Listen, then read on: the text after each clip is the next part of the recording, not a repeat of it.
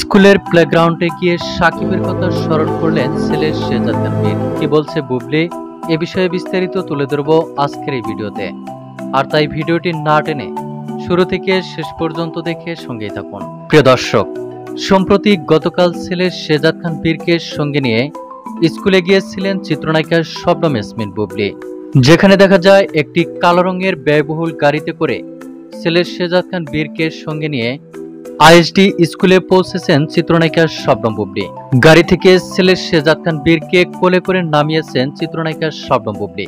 এরপর ছেলে শেহজাদ খান বীরকে সঙ্গে নিয়ে স্কুলের ভেতরে প্রবেশ করলে ছেলে শেহজাদ খান বীর স্কুল কার্ড পাঞ্চ করে এরপর মায়ের হাত ধরে স্কুলের বারান্দা দিয়ে হাঁটতে হাঁটতে স্কুল প্লেগ্রাউন্ডে পৌঁছেন স্টার কিড শেহজাদ খান বীর এবং চিত্রনায়িকা শবনম বুবলি। প্লেগ্রাউন্ডে ছেলে শেহজাদ খান বীরের সঙ্গে বেশ আনন্দঘন মুহূর্ত পার করেন চিত্রনায়িকা শবনম বুবলি। আর সেখানেই একটা সময় ছেলে শেহজাদ খান বীর তার বাবার কথা স্মরণ করেন এবং বীর বলেন, আজ যদি আমাদের সঙ্গে আমার বাবা থাকতো তাহলে কতই না আনন্দ হতো। এমনটাই জানিয়েছেন বুবলি বলে ধারণা করছেন অনেকেই। প্রিয় দর্শক, এ বিষয়ে আপনার কি মন্তব্য তা আপনার ধারণা মোতাবেক কমেন্ট করে জানিয়ে দিন নিচের কমেন্ট বক্সে।